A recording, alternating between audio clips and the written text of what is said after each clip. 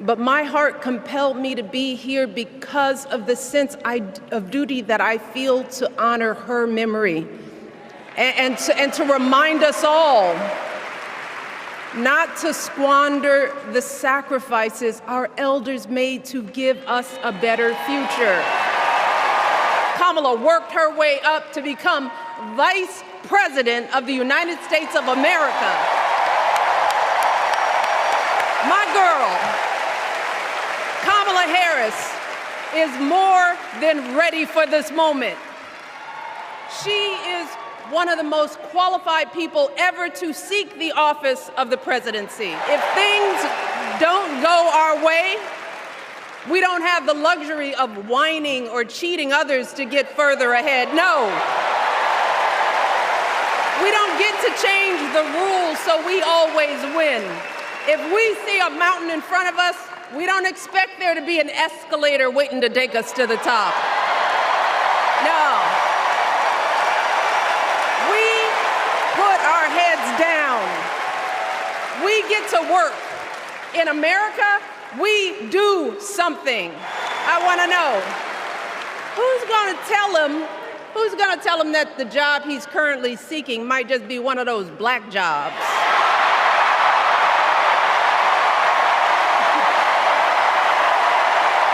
The same old con, doubling down on ugly, misogynistic, racist lies as a substitute for real ideas and solutions that will actually make people's lives better. Look, because cutting our health care, taking away our freedom to control our bodies, the freedom to become a mother through IVF like I did, those things are not going to improve the health outcomes of our wives, mothers, and daughters. Shutting down the Department of Education, banning our books, none of that will prepare our kids for the future. Demonizing our children for being who they are and loving who they love, look, that doesn't make anybody's life better.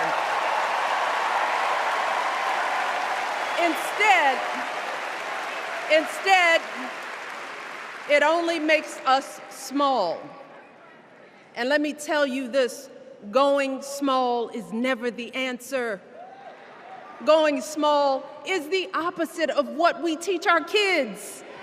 Going small is petty, it's unhealthy, and quite frankly, it's unpresidential. Remember, there are still so many people who are desperate for a different outcome, who are ready to question and criticize every move Kamala makes, who are eager to spread those lies, who don't want to vote for a woman, who will continue to prioritize building their wealth over ensuring that everyone has enough. So folks, we cannot be our own worst enemies. No. See, because the minute something goes wrong, the minute a lie takes hold, folks, we cannot start wringing our hands. We cannot get a Goldilocks complex about whether everything is just right. And we cannot indulge our anxieties about whether this country will elect someone like Kamala instead of doing everything we can to get someone like Kamala elected. It's up to us to remember what Kamala's mother told her. Don't just sit around and complain, do something. So if they lie about her, and they will, we've got to do something. If we see a bad poll, and we will, we got to put down that phone and do something. If we start feeling tired, if we start feeling that dread creeping back in, we got to pick ourselves up, throw water on our face, and what? Do something.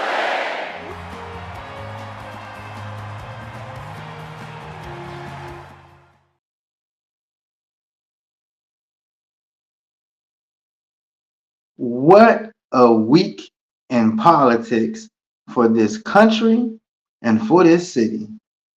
We have live coverage of our Democratic National Convention. We have coverage, speaking of do something,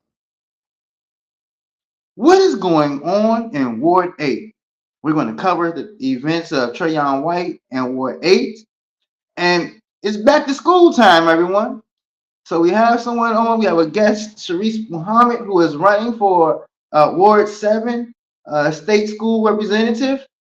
And we also have a few more guests lined up throughout the next coming weeks as school is starting, so we can talk about what is going on in our district's education. Don't turn anywhere. Don't move anywhere. When you come back, we're going to tackle this city's education. We're going to talk about the DNC convention, and we've got to talk about Council Member Trayon White.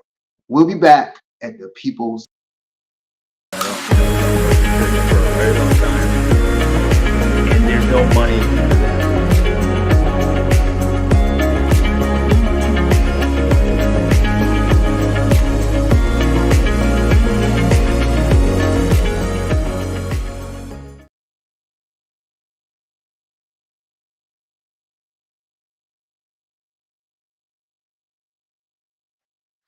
How you doing, Madam Shantae High? Hello. I'm well, and yourself? Pretty good, pretty good. It's another episode, if you will, of the People's Voice DC. How are you feeling about the state of politics in our country and right now in our city?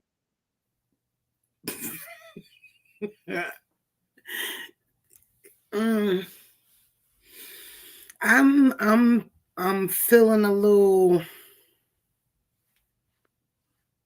perplexed. The things, this world is constantly changing. It's always changing, and the one thing we look for in it is truthful, honest, gonna get to the nitty-gritty and serve the people representation. You know, every time election year comes around, whether it's for, Congress people, the congressional members, the House of Reps, our ANCs, the mayor, all of this, anytime there's an election and the presidential election, everybody run on these topics and they get mad support. And then when they get in there, they don't actually do what they said they was going to do, the topics that they ran on. And I, for one, am getting very tired of nonsense going around. Well, that's why, one of the priorities that I've made for this show or podcast, if you will, is to get candidates who are actually running for office before they get in office, so that we can hear what they have to say, and it also gives us tools to hold them accountable to their very words. You can't go back and delete this footage. You can't go back and reword what you said online on this show. And anyone that knows me know I have no problem going back and finding your words and replaying them. So this I call you out too. That's one of the things. Speaking of guests, at the beginning of the show, and so I want to take a moment and just introduce Sister Sharice Muhammad. And y'all gotta forgive me. Y'all know the pastor in me want to say sister and brother in front of everything. We roll with that too. Hey, how you doing? I'm doing well, Pastor Mike. Greetings to you and to Shantae. Thank you so very much for having me, and greetings to Ward 7 in the Greater District of Columbia. Thank you. Well, who is Sharice Muhammad? Sharice Muhammad is tell me something good. I'm sorry. I didn't want to cut you off, Pastor Mike. Go right ahead. I thought that No, was no, no, I just want to say, folks just want to know who you are, and that's how I want you to start. Just introduce yourself. Yes, Sure. Lord. I'm Sis, Sharice come Muhammad. good. I'm a Ward 7 resident. I'm a parent of a senior at Winston-Salem State. Go Rams. And I'm Yeah. also a former LSAT chair, local school advisory team chair at McKinley Technology High School, Blue Ribbon School and open enrollment school. So you don't have to live in Ward 5 to go to McKinley. And I'm also a former ANC commissioner, 3 terms, and served as chair. So I have a parental perspective, a community perspective, and I've taught at Howard University Middle School, math and science, 6th, 7th, and 8th grade math. So I think I have some perspective to bring to the State Board of Education. And many in Ward 7 have seen me in the trenches. I have collected quite a few receipts in the past 15 years. So I'm looking forward to candidates forums and forums like your show to talk to Ward 7 about what I've been doing. Many have seen me in the trenches, may not have known all of what I've been doing. So this time of the campaign will be an opportunity to really brief the ward on what I've been doing, not just in Ward 7, but throughout the District of Columbia. So I'm glad to be here. Thank you so much again for having She me. said the magic word for me. I was in the trenches. That's what matters right there. You know, you can't come up talking about you ready to do something unless you've been in the trenches. I've been in the trenches and I've been working, and I have quite a few receipts. And those receipts are quite lengthy, and they're not only representative of students in Ward 7, but throughout the District of Columbia. Because as you know, issues that affect us as a ward, we have allies throughout the city. So when we fight the fight, we are, we're collaborating, and we have built coalitions crisscrossing the district. So when we talk about issues, we're ready to take it to them, because we know, and we've been in the trenches to see what our children are facing in schools today. DCPS, those parents who have opted to choose public charter schools, and that's their choice and that's their right. We want to support them as well. And we have parents who have gone some alternative routes, independent schools, parochial schools. So we are not leaving anybody out. A parent and I'm sorry? Homeschool. Homeschool. My neighbor across the street homeschooled all 3 of her children. So I know a little something about that as well. And I'm an educator. I took my daughter's education by the horns. I knew what she needed at each stage of her development. We crisscrossed the city. I didn't stay in Ward 7 to educate her. I turned one of my bedrooms into a classroom, and I got to work. We talk about curriculum. We're talking about social emotional learning. But more importantly, we want to talk about critical thinking. We are preparing our children to go into a society and a global marketplace where they are competitive. Being who you are. I think Michelle Obama said it best. Not being afraid to own who you are. And wherever you are at home. That is what a self-aware, self-edified child going into the world can take their place wherever they go. And that is my definition of a quality education, and having the skill sets to take them as far as they want to go. And that is what I believe the State Board of Education should have its lens on, and working on policies that work for us, Ward 7 parents, families, community, and the greater city at large.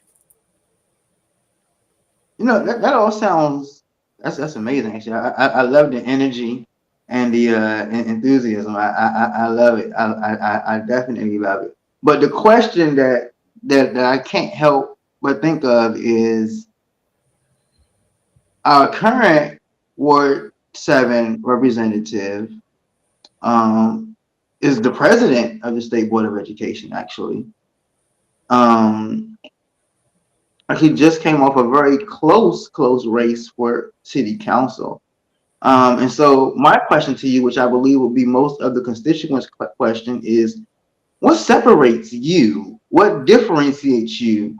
And why would voters choose you as opposed to even, I've actually just learned even Charles Boston It's a great field of people running over.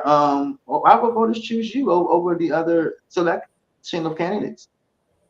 Well, I think I started out by saying 3 perspectives that my counterparts don't have: parental, Mm, teacher in the classroom, and community. I've operated and worked with ANCs as a chair and have led the ANC. I have also led LSAT. That is going to bat within the system for funds and for resources for the students at McKinley Technology High School. I've also worked in the classroom, teaching and educating children. So all of those perspectives, I don't think all of my counterparts can say that as I can say that. 2, consistency, advocacy, and navigating the school system, not from the outside, but right in the trench. When you have a child, or and you're and advocating for other children, because when I was LSAT chair, some of my parents couldn't come to the meetings. That didn't mean that they didn't care. That didn't mean that they were disinterested. It means that their socioeconomic conditions mandated that they had to hold it down. 10 toes down, Shantae, That's right. holding the household down. So as an Mhm. LSAT chair, we got you. You tell us what you need, what is important to you, and we're going to take the fight to the system, and we're going to include what you need as a parent. So it didn't matter that we had 50 people in the LSAT. We knew what the needs were, and we went to bat on those needs. I'll also make mention, since you asked, Pastor Mike, when we talk about what makes me different or what differentiates myself from the others. And I want to also say consistency. I've been somewhat of an outlier in Ward 7. I've not been part of the groups, but I've been involved in the work, and there's a difference. While others are navigating the political space, I'm working on getting things done.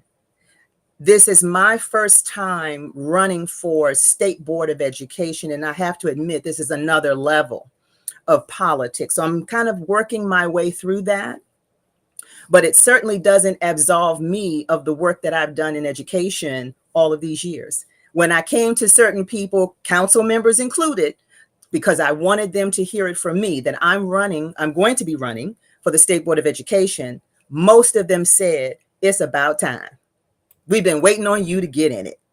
So I've been somewhat of an outlier in the trenches, working on education policy, working on initiatives, but more importantly, coalitions to get the work done, because data analysis, the data is speaking. My question is the State Board of Education listening?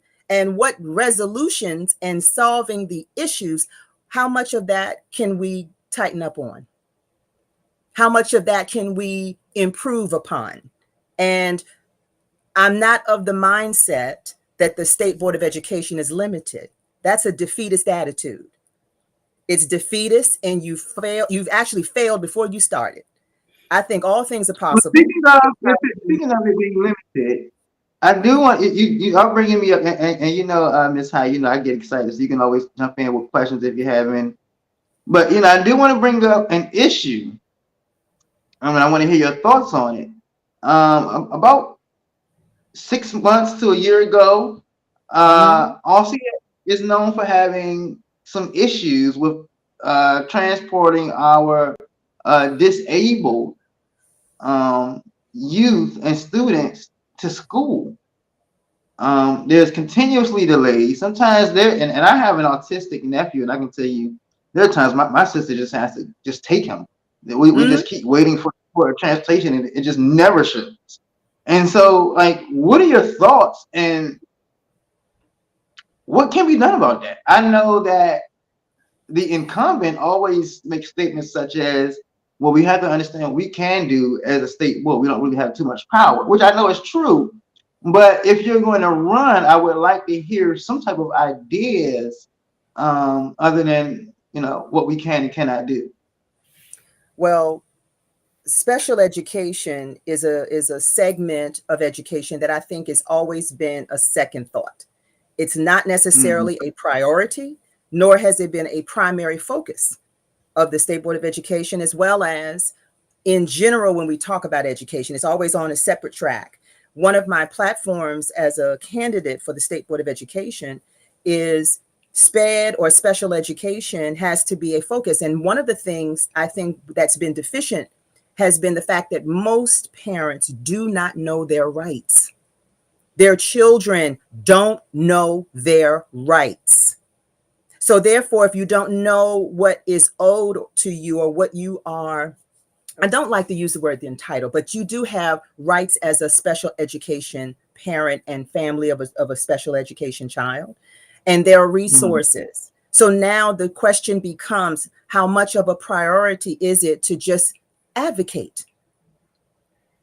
Making demands. I mean, Frederick Douglass said it best: power concedes nothing without a demand. It never has, and it never will. So if I, as a concerned parent, can advocate for a special needs child, then what are we saying for the State Board of Education? And I'm not saying that nothing is being done. I'm saying that that same fervor to advocate for special education students should be just right up there with the other advocacy work that the State Board of Education does. And it just means I am making a conscious decision to do so.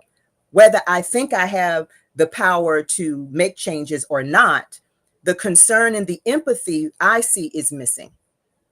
So therefore, from a seat of a State Board of Education representative, I can state what is unacceptable, and I demand better for my special education students and the families. And we start right there. Where else in the advocacy work can be done in the trenches? Now, I hope Ward 7 doesn't think that this is a germane issue just to us. This is a citywide issue. Now, we have River Terrace. Let me just give some background a little bit. River Terrace was one of the, when Mamie Smith up in Northwest, when they were kind of moving that school, and the special needs school came to River Terrace. One of the first things we did as ANC was to continue the legacy of River Terrace Education Campus by ensuring that that name stayed with the school, because naming and legacy is very important in our community. So is culture and tradition. So as River Terrace sits in Ward 7, that should definitely be a primary focus, because that's in our backyard. Is that difficult to just speak it and then work on strategies to ensure that River Terrace Education Campus continues to get all of what it needs? The teaching and faculty should be certified, trained, and held accountable for the special types of training and instruction that the students at River Terrace require as special education, special needs students. Is that too much to advocate for? To just make the statement that has to be done, and then look at the quality of service that this school is rendering. I don't understand what the shortfall is. And I don't think anyone could tell me and justifiably say that this is just something we can't do. Well, as a parent and an advocate of my children's education, and my eldest daughter, because of the parent I am, she graduated middle school as salutatorian. She graduated high school as historian. And when those college offers start coming in, we ended up with a total of 18, 7 of them from HBCUs, and every single one of them with a scholarship offer. So my child is scholastic, has been her entire school career. And I'm working on doing the same thing with her baby sister. Now, my problem lies in this, and because Amarissa was once in a brick and mortar school over at the Soldier Home property, Creative Minds. Yes. And she was bullied. She was mistreated. And every time I, as a Black mother, would step up to advocate for my child, I was labeled aggressive. I was labeled standoffish. I was labeled all of these things because I had a voice for my child and standards that I expected that weren't being met. And it upset me that the principal then, I don't know if she still is now, but her name was Naim Cologne.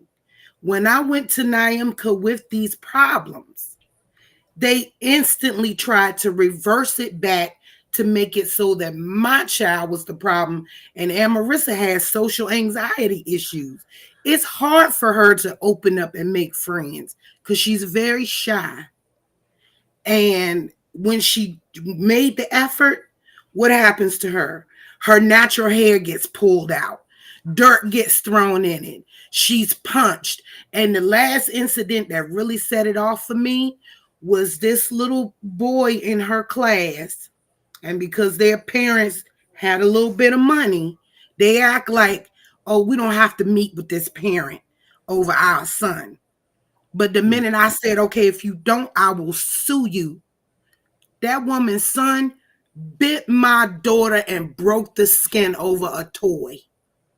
My daughter was playing with it first. The boy came and snatched it from her. She took it back. And Amarissa is never, give me this. She's never been that child. So when I went to Naimka and said, I want to have a meeting with this child's parents, the parent on the other end was like, I don't want to talk to her. So Ms. Naimka kind of brushed it off, was like, is there anything that the school, I said, I want to meet with those parents. And I was pushed off. This situation went more than a month and a half before I got a phone call meeting, a conference. And at the time the call came in, I was taking care of my personal health at the doctor's office. I had to step out and deal with that because there wasn't going to be another opportunity to get that. So now that Amarissa is being homeschooled, she feels a lot more comfortable. We have more time in the day after she finished her lessons to go do other things. Like she was like, Mommy, I want to know where money comes from. So guess what? She finished one of those days, she finished her lessons at 1:00. And we took her little the kid smart trip pass. I got my smart trip pass. We hopped on the train and went down to the Bureau of Engraving and Printing. You see what I'm saying? That's the Federal Reserve too. And the Federal Reserve. Yes, ma'am. All right. So, I took her to the IRS, to the tax office over there to let her see this is what the IRS does when you pay a certain amount of money out of your paycheck to the IRS. We've done all of that, and homeschooling allowed that for me. It also put me in a position where when my mother got sick and had to have open heart surgery, I was able to pack up my daughter's equipment, her school laptop, her hotspot, hit the road. And my oldest daughter at that time was on school break. We went and got her. We all went down there, and my oldest was able to stay with my youngest while I went into the hospital to take care of my mother. And being an only child, that's heavy. You understand what I'm saying? So yes. I appreciate any mom who can finally get the guts to step up and say, I'm tired. The school is not doing ABC, because I have a friend who has 2 autistic children. She has 4 total, but 2 of them are autistic. One of them has, she's come a long, long way. But I think that there's more that can be done, not just for the SPED kids, but the kids outside of SPED. So listen, it matters to me, even though I'm in Ward 1, even though you're not Ward 1, the next rep that comes up to Ward 1 for the school board needs to have done work like you. And I'm going to give it back.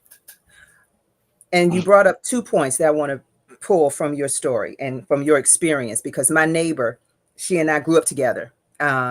The difference is she stayed here all that time in DC, and I got out and did some things and came on back home in 2008. So I've been back to DC since 2008. But you mentioned classroom instruction and classroom management. One of the things when I was in the classroom is management, and sometimes with teachers in general. This is public charter school, this is DCPS, this is classroom in general. The interest is order rather than justice. You got an issue with a child, if you got conflict with among the students, there's not enough focus on justice and jurisprudence, meaning I'm not just going to get on the child that responded to the attack because I just want to hurry up and get back to order, but I got to fair dealing among the students. And a lot of times with our teachers, there's some lack of cultural competencies in the classroom. So we're dealing with this just to get them out of the way and get them so that I can go back to what I was doing. And I'm not minimizing the instruction, but what I am saying that there's a dynamic here, that if teachers aren't able to address conflict equitably and be able to establish right and wrong in a few moments, and then we can address the rest of it. But a lot of times for your daughter and a lot of students who are not necessarily the aggressor, a lot of times they're asked to take more or to take more of the abuse, which is unacceptable because, see, there's an end to that and it's not good. Mm-hmm. The second issue that I want to make mention of when we talk about some of the issues that you just talked about is education and the training in dealing with students on the spectrums.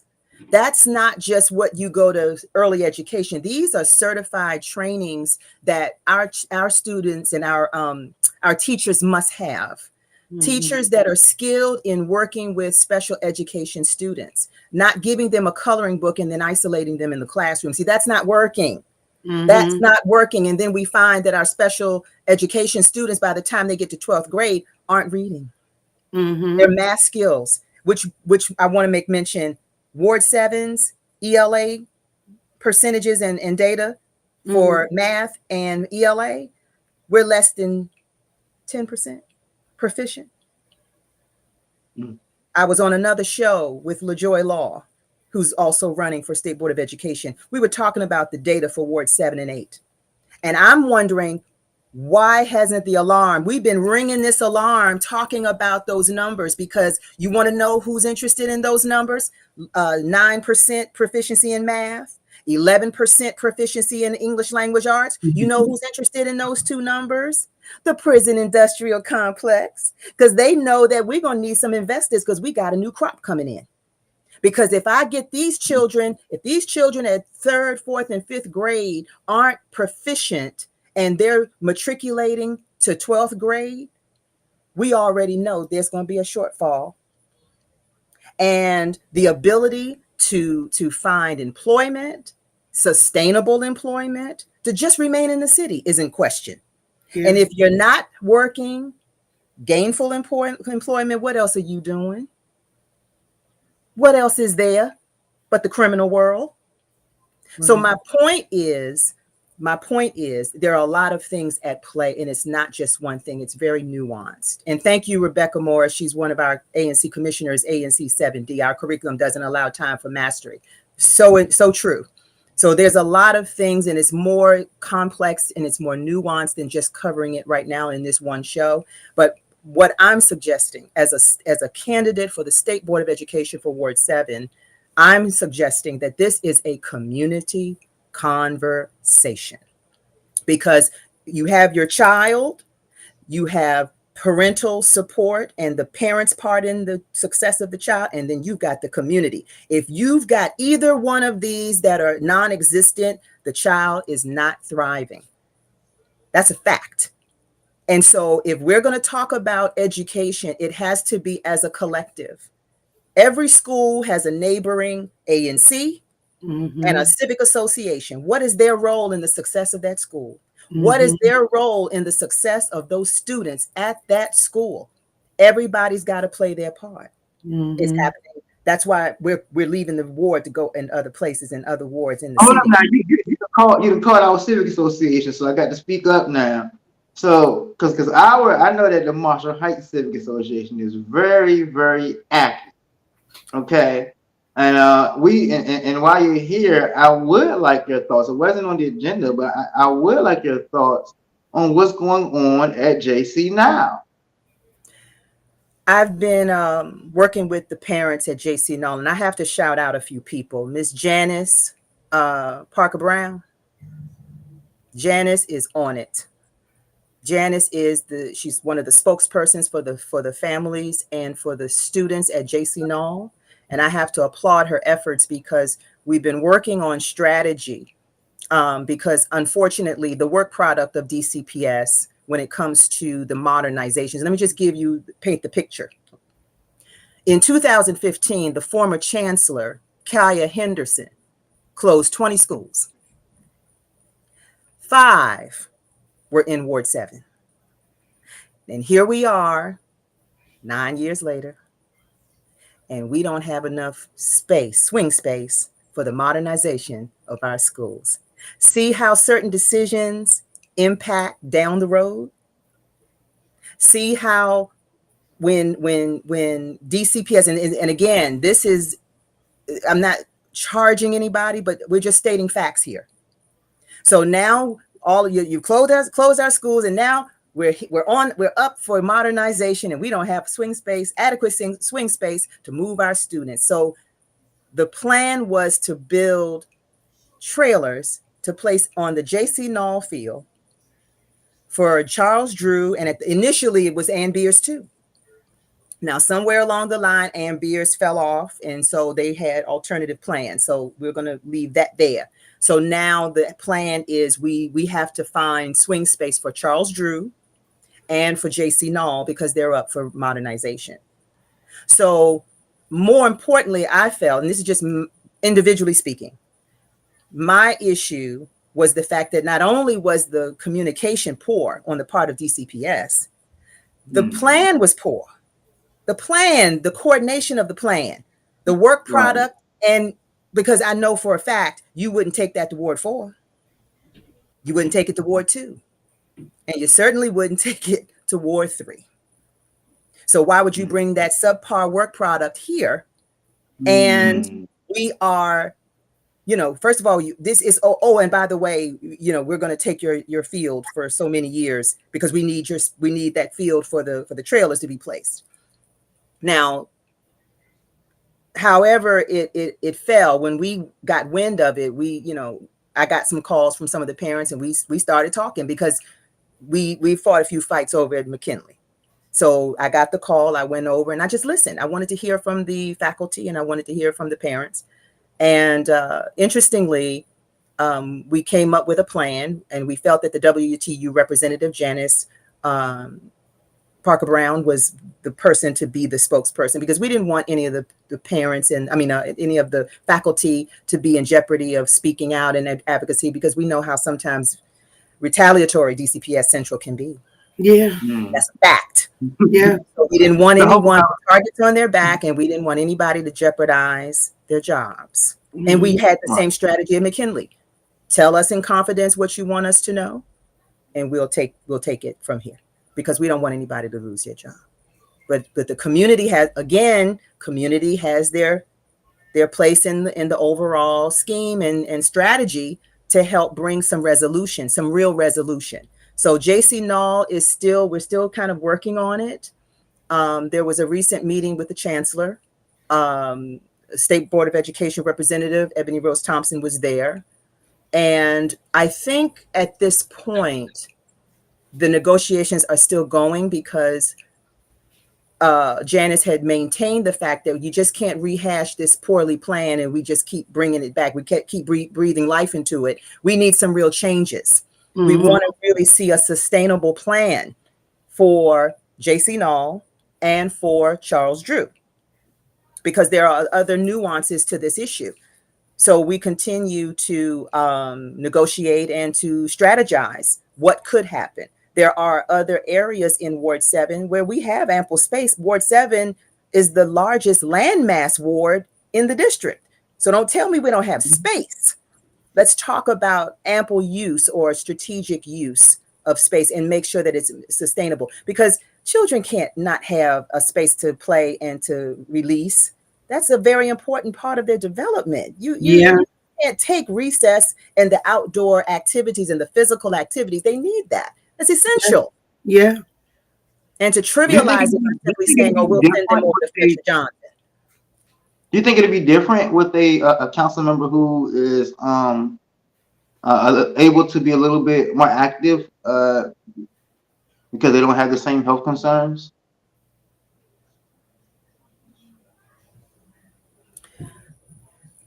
Council member, you talking about Council Member Gray, right?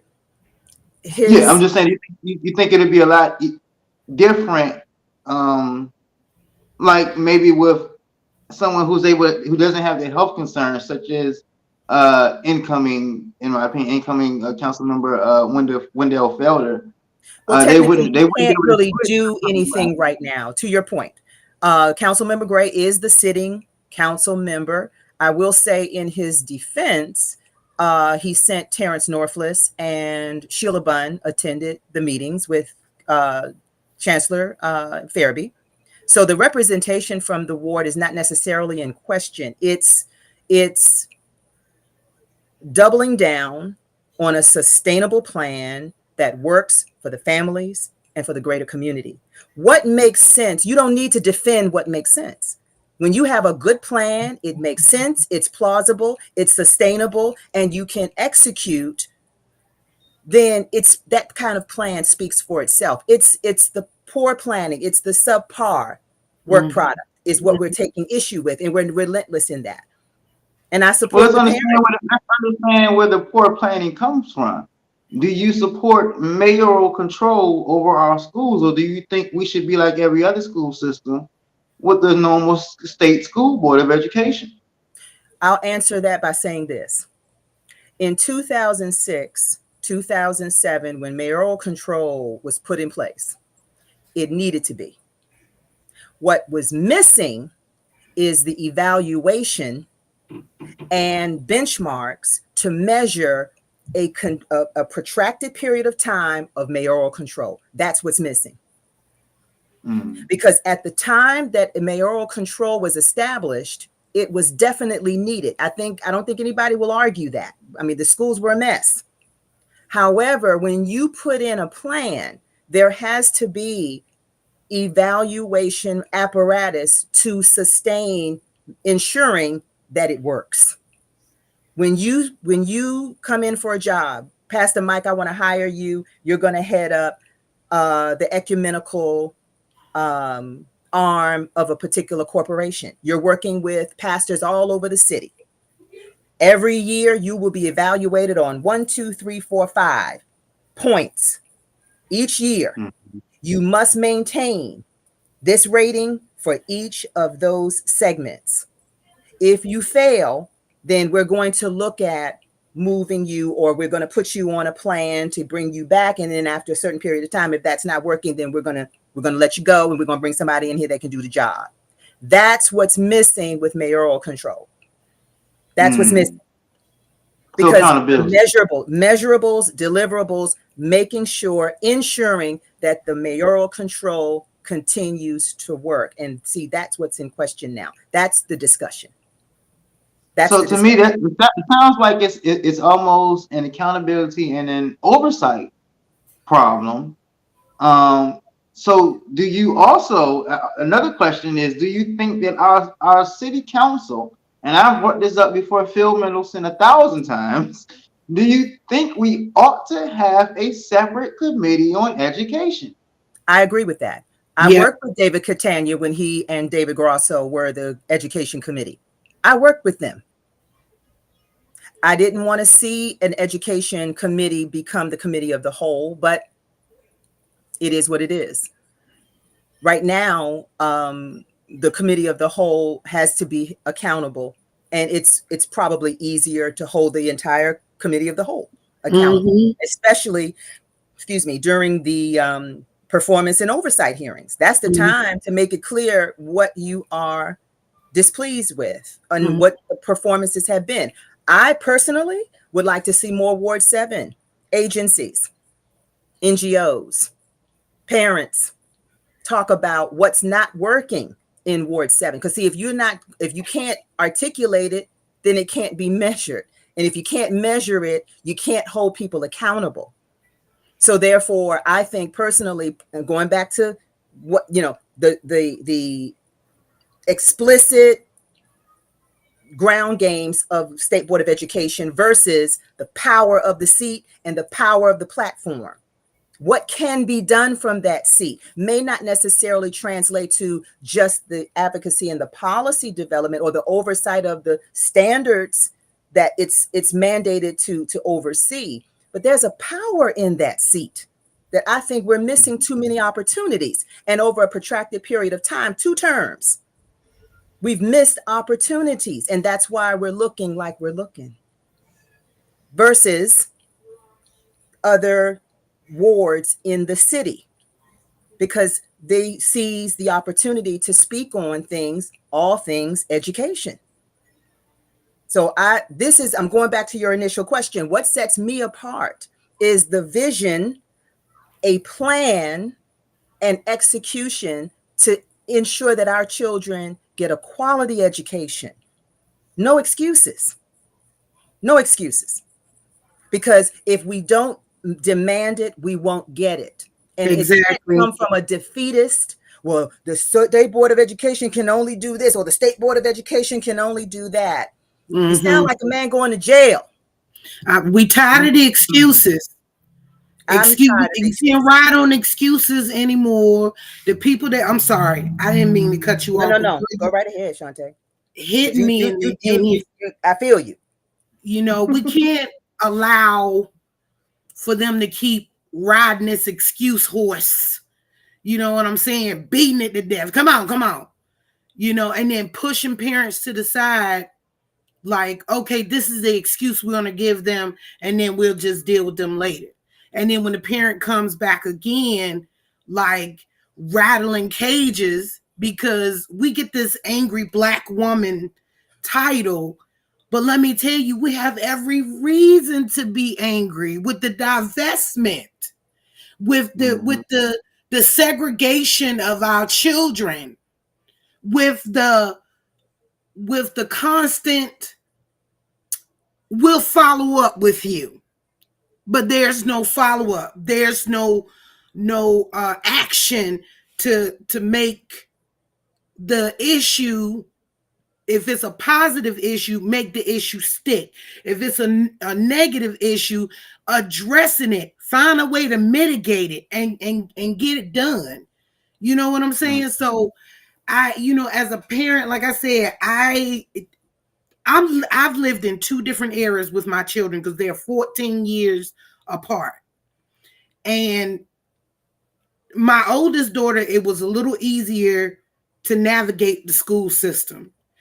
Now, with this, because my youngest daughter is homeschooled, but she's online through K2 school and then K-12.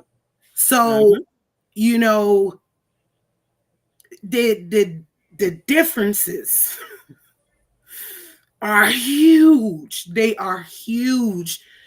I can't even get into it. That's gonna be a whole. We'll talk offline, Shantae, because I have some other questions for you, but I won't take the time in the show. But what I will say in response to that is education. It should be parent driven. You know what your child needs. You brought this child into the world. You know this child better than anybody. So the coalition has to be between the parent and the teachers in the school.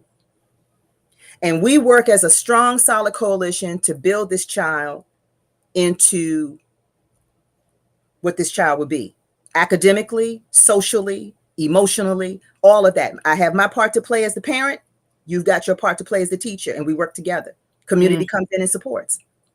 So again, President Obama said last night, he said, don't boo, vote. Vote. I loved it. organize.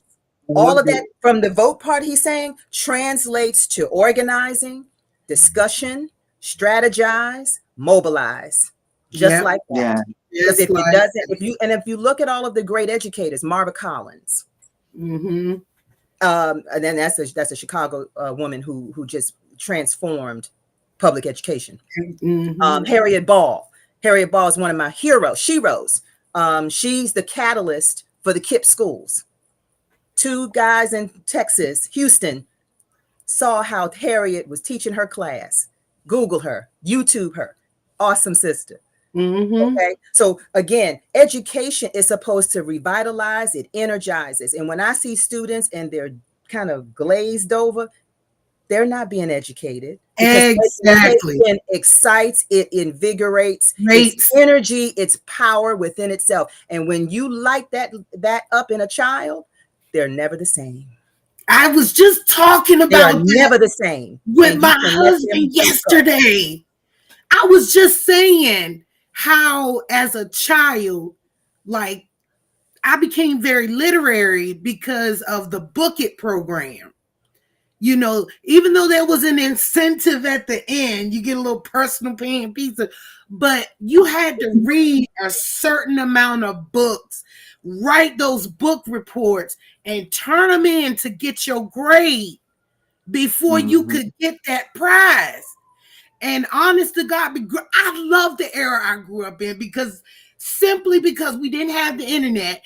When I was reading a book, I came across a word I didn't know or understand. I had to pick up the Merriam-Webster dictionary and look it up. If it wasn't in there, guess where I was going? Encyclopedia Britannica, baby.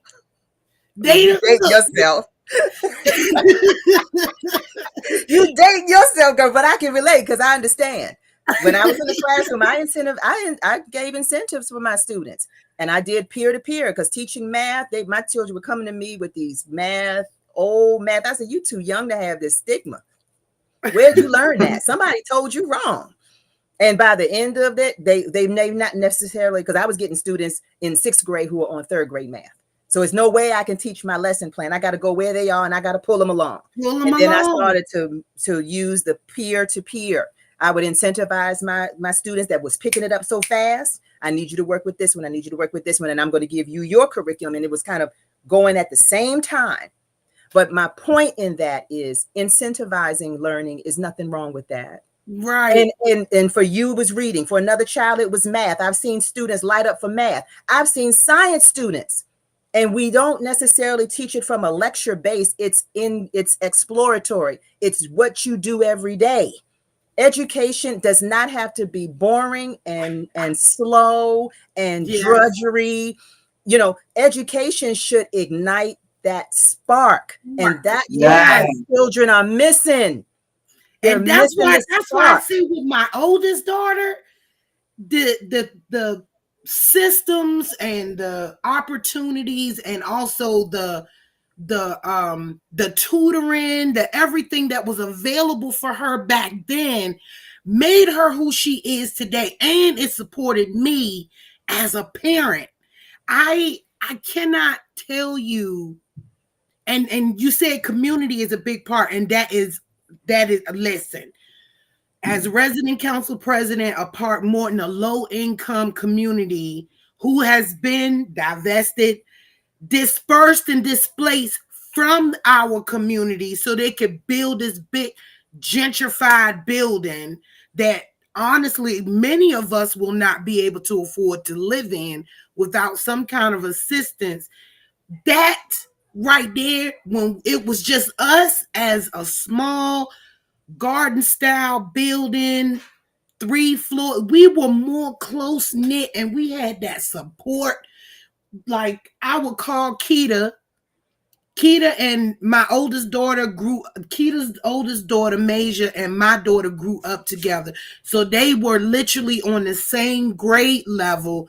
Each year they were, oh, Masia is in the 5th grade. Oh, so is Amarissa. So there was a connect there where we could support each other as parents with, our children. And when I reached out to find support systems and navigate the school system. Or if I had a problem, I say, this is who I talk to at OSSI. This is who I talk to at blah, blah, blah. So that means a lot. And now that we're not in that community anymore because of this redevelopment, it is hard to keep connected because everybody has been dispersed. And a lot of my residents are over there in your ward now, 7. You see what I'm saying? Thank goodness for social media. Thank goodness for social media. Y'all can put a group page together and stay connected. You better stay with this. Done. Yeah. It's already done. And I still, out of my own pocket, sponsor events so that, you know, the residents can come back and see each other talk. I did a few chat and choose. The chat and choose, though, were sponsored by my equity teammate, Mr. William Jordan. So when I say equity, I wrote a Park Morton equity plan for the residents. You can Google it. When I say equity, I'm talking about education equity. When I say equity, I'm talking because I'm a small business owner.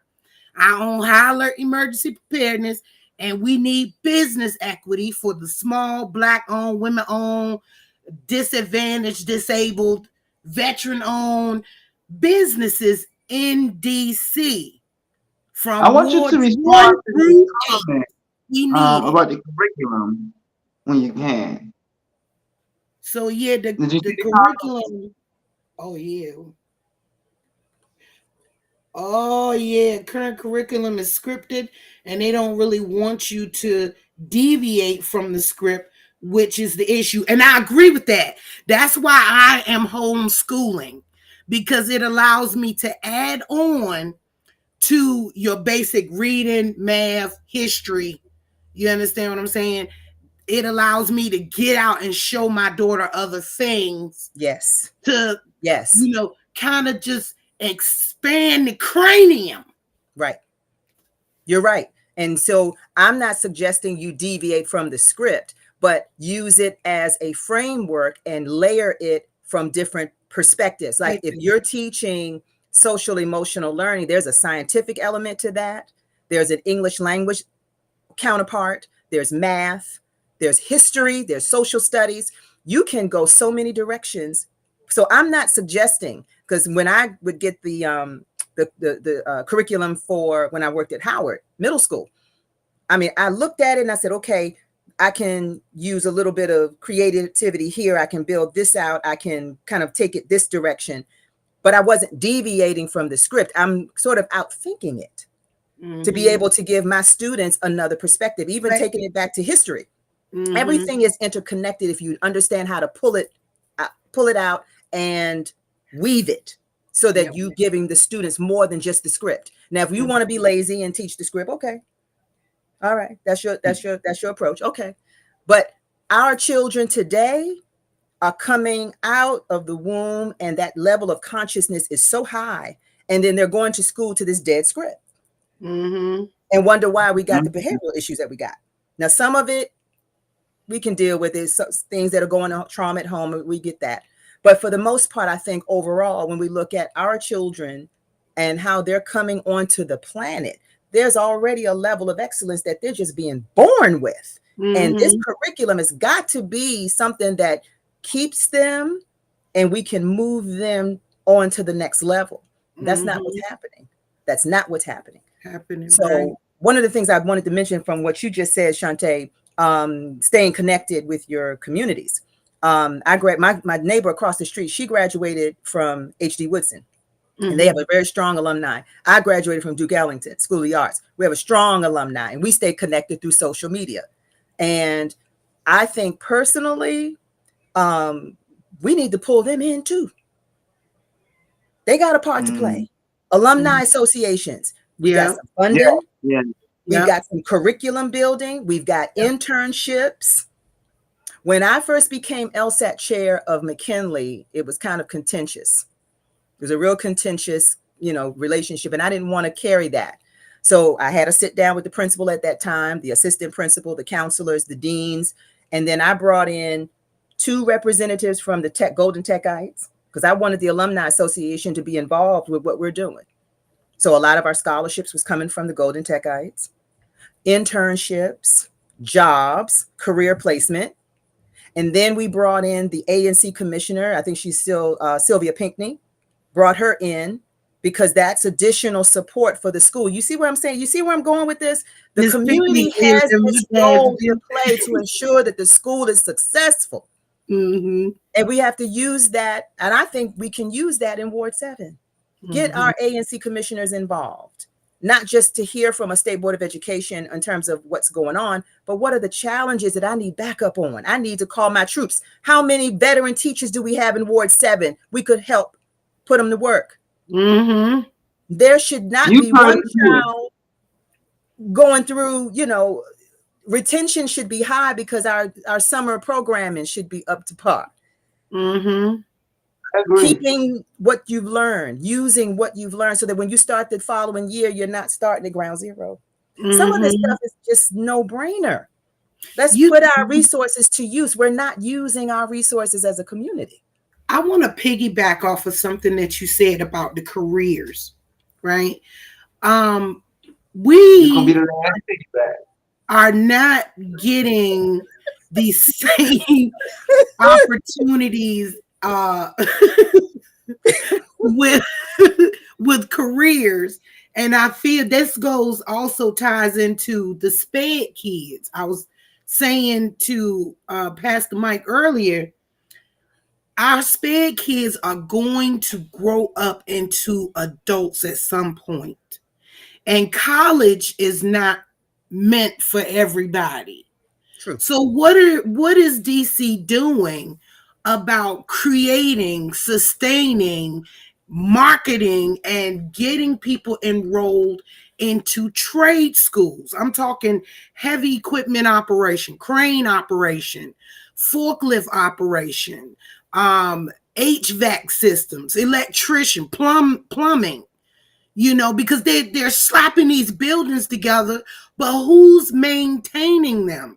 And at some point, like I said, our kids are going to grow up and those jobs are going to be open. Who's trained to do them?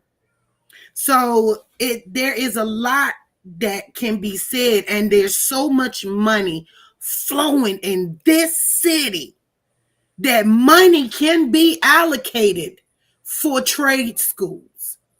And there shouldn't be a limit either on, because like, I'm gonna throw Job Corps out there, for instance. Potomac Job Corps is over there in Southeast, and there's an age limit, 16, 24, cutoff.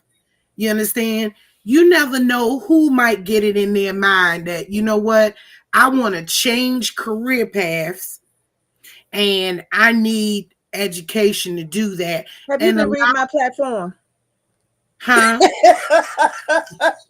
I talk about that. Oh, see, no, that's all education. Yes, ma'am. I'm gonna put out.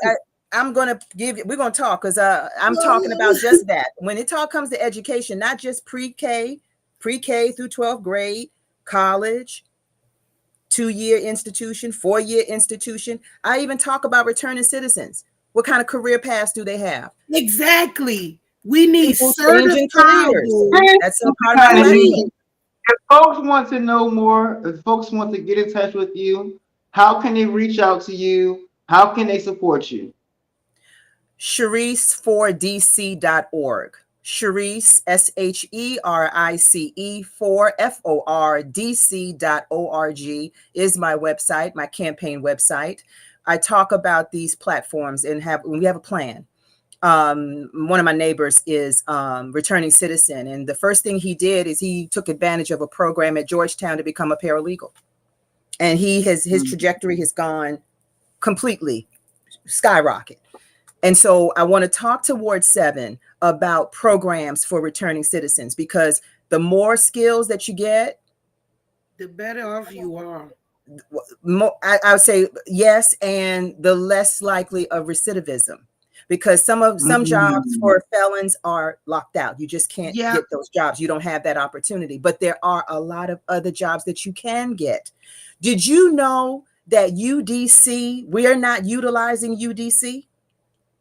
When I they go have up to a lot of UDC, I see programs. everybody but us. Mm-hmm. Now, personally, if you banking like that and you can send your child to a Morehouse or Spelman or Clark or, but for a lot of our parents in Ward 7, there's nothing wrong with UDC. Do you understand the programs and the I think transportation. opportunities that are at UDC? You're a DC resident. You're not paying out of the yin yang Out-of-pocket to go expenses. to the school. And the Mhm. opportunities are there. We need to be looking at that as a community. How can Exactly. we, especially those students that they're sparks, and Yes. their parents may not be able to send them to an Ivy League or an HBCU because some of the HBCUs are getting up there. Yes. So the advocacy work to maintain TAG and increase it because Yes. TAG hasn't had an Tag increase. and cap. Tag, I ain't yes. gonna find That's called DC cap. DC. So again, there are so many things. I welcome people to go to my website because I'm talking about all of this. And one of my hashtags is all things education. Everything, Yes. all things education. Because when we talk about opportunities and gauging what our children want to do with their lives, one of the things that I mentioned at one of the last events that I attended, what we need to do is we need to be studying. Our parents should study your children. These Y'all babies see my come with t-shirt? these. Talk to me. Y'all see my They have t-shirt? gifts and talents, and school is supposed to mine out what the gifts and the talents of the child is or are. And then you move that into a career path. That Look it up.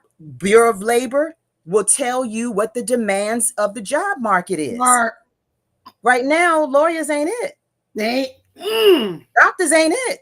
Now you can And make the I investment to wanna go to medical comment- school unless you have a particular practice that you want to get into and it's in demand. But for the most part, we should be as schools in Ward 7, we need to be looking at the Bureau of Labor to see what jobs and what trends of jobs are in demand. And honestly, I want to comment. Miss Rebecca said there was a time Auto Tech, Wood Shop, Home Ec was the standard. It's no more. We need to bring all of that back. Plus, we need to implement some programs because everybody wants these EV cars now. Somebody got to fix those computerized things rolling down the road. So we need to put some education in place to teach people how to fix those EV That's cars STEM because or they're STEAM. totally Add the art different. to it. That's STEM. I was looking at the last year we went to the science fair or the science fair for the STEM fair. I'm sorry, McKinley had a mean STEM fair. A group of children, just one exhibit. A group of children put together these monitors on the lids of trash cans, so that they could computerize the pickup. They know when to pick up because the trash got to a certain point that it activated the monitor, so it already sent a signal to the office. We need to go pick up the trash in so many areas, and they had a big map of the city. I'm like, oh my God, our kids are amazing. See, that's the kind of mind that we're trying to pull out. That's right here in Ward 7, and we have to make a way for them. So all I'm saying, yes, financial literacy, environmental literacy. Do you know how many environmental jobs pay 6 figures? Right. I'm part of the Ward 7 Resilience Hub Community Coalition. The jobs that are just environmental, financial, Wait, STEM. I didn't know that existed myself. What? We got what? Yes, the Ward 7 Resilience Hub Community Coalition. We're doing a lot of things. We just did the Floodwise, making sure, because Deanwood, Parkside, Kenilworth, Eastland Gardens, Central Northeast, we're in a floodplain. And excuse me, but again, I got to throw myself out there. Miss High's business is in emergency preparedness. Talk to me. I am so certified. Like, go to. We're going to talk, Shantae. We're going to talk offline. Y'all going to talk after the podcast. We're going to talk offline. ER as an emergency and HAER prep, high alert emergency. That's the acronym prep. At follow us on Facebook. I got High you. Alert Prep. I got And you. my domain is haerprep.com. And if you go under the history, you can see the founder certifications. I'm certified by FEMA, CERT, Homeland Security, DGI, American Red Cross. And then when you go under each one of them, and I went to LSU, go Tigers, hey. And Wait a minute. Wait a minute. yeah, but Yeah, that's everybody my, needs emergency preparedness. When I worked at the Exactly. Salvation Army in Chicago, I worked in the development and communications department. But as staffers, we had to learn the emergency preparedness by the Salvation Army and the Red Cross.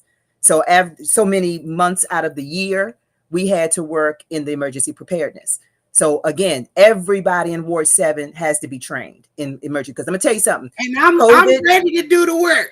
So y'all I'm contact at you. We're gonna talk, Shantae. We're gonna talk. 0439. Because we gotta train our children.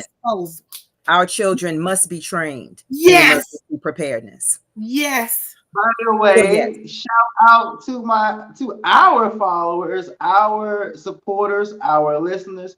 Make sure that you send stars. Make sure that you like. Make sure that you share. Make sure that you comment. And let me shout out one of the commenters, Madam Stover, who is also the one who made sure when I posted my hair being done last week, it was Madam Stover who fixed me up and made me feel brand new again. Thank you, Madam All Stover. right, Miss Stover. I need your contact information. I got some natural hair in this house that need to be done.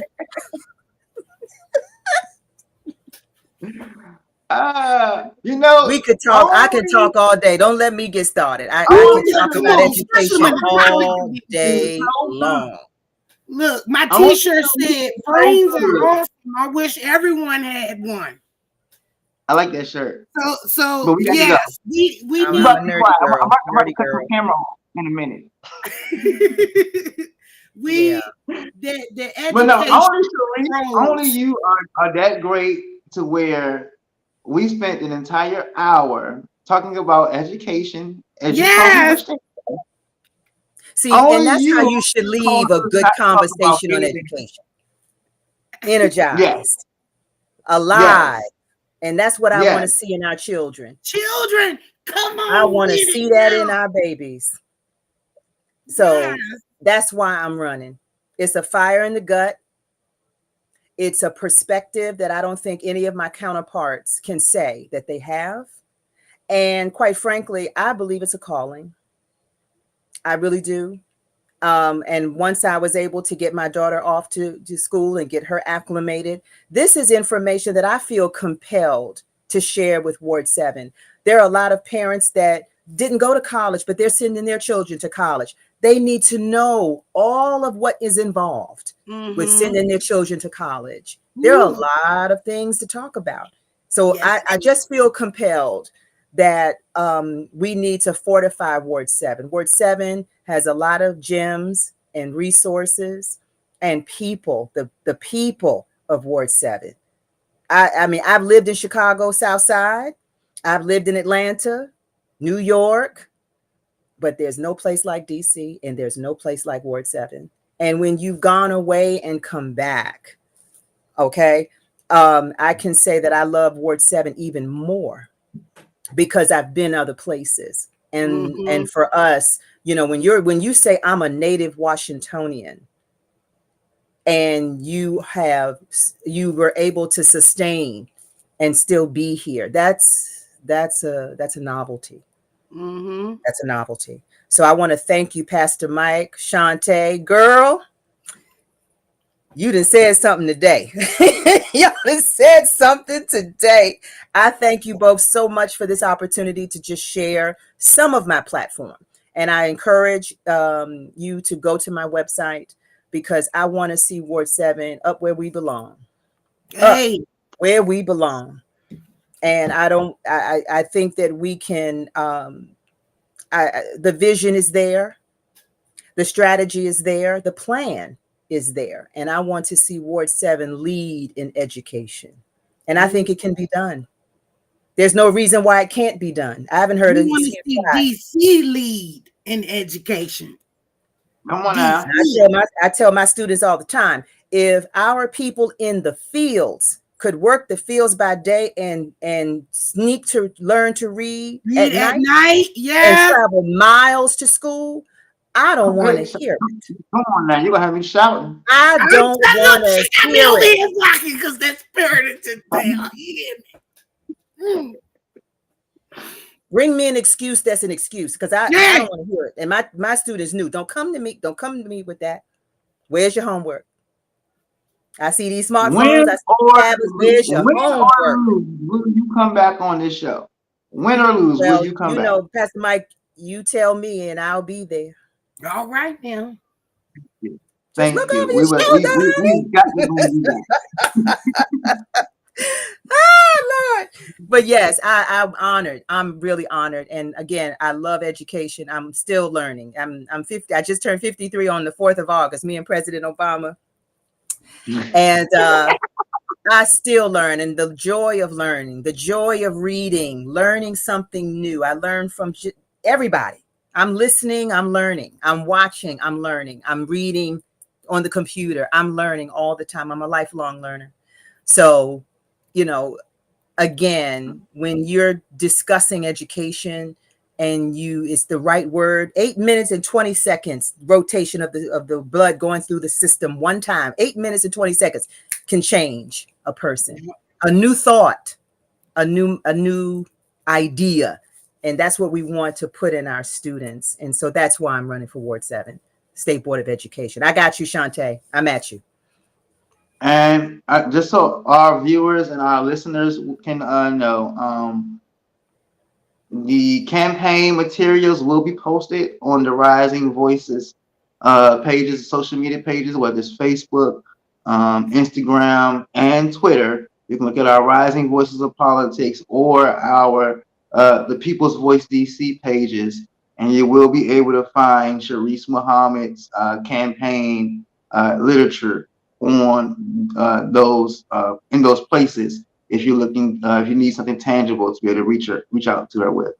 Also, may I add, Pastor Mike, before you go, if you see something that you that or having a perspective that you want to share, info at Sharice4dc.org, info at Sharice, SHERICE, for DC.org. I'm not saying I have all the answers, but what I do have is the plethora of people that I talk to.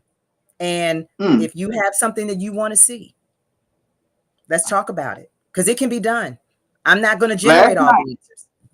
Last night, during Obama's speech, he implored us Democrats to do something. He said, knock on doors, and then he said, and listen to neighbors.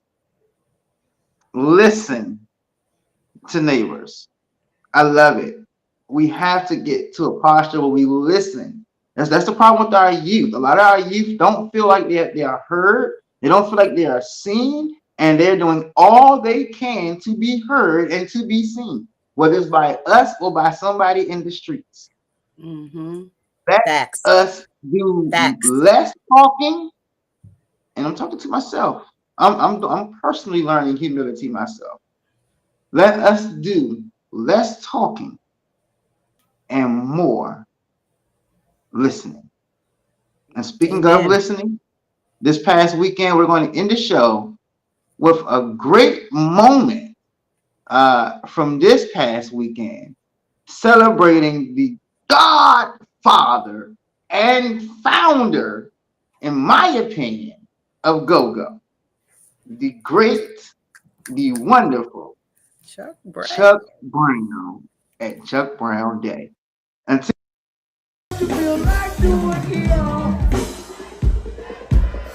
now tell me what you feel like doing, y'all. Now tell me what you feel like doing, y'all. Put 'em up, hey!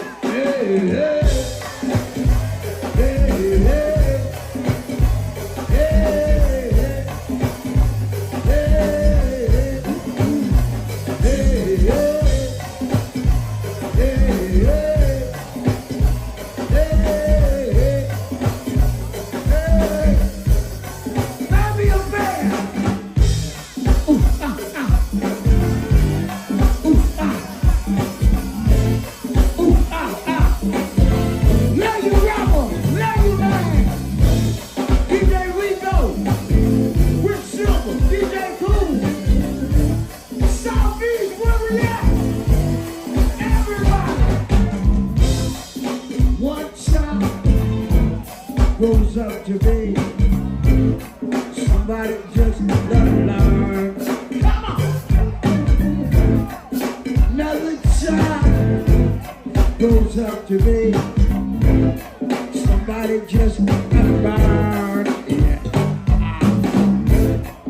My love to the both of them, all your sins and the blood. But focus, good to mom, 'cause you know blood thicker than blood. It's a family affair. It's a family affair. It's a family affair. It's a family affair. Oh, man, sure, man, family affair. It's a family affair. It's a family affair. It's a family affair. 1, 2. Newlywed, long ago, just a year ago, still checking each other out. Nobody wants to go. Nobody wants to be left down. Hey, girl, you can't leave 'cause your heart is here. But you're trying to wait, live somewhere else. You can't cry 'cause your love broke down. But you're trying to wait 'cause your heart broke down. It's a family affair. It's a family affair. It's a family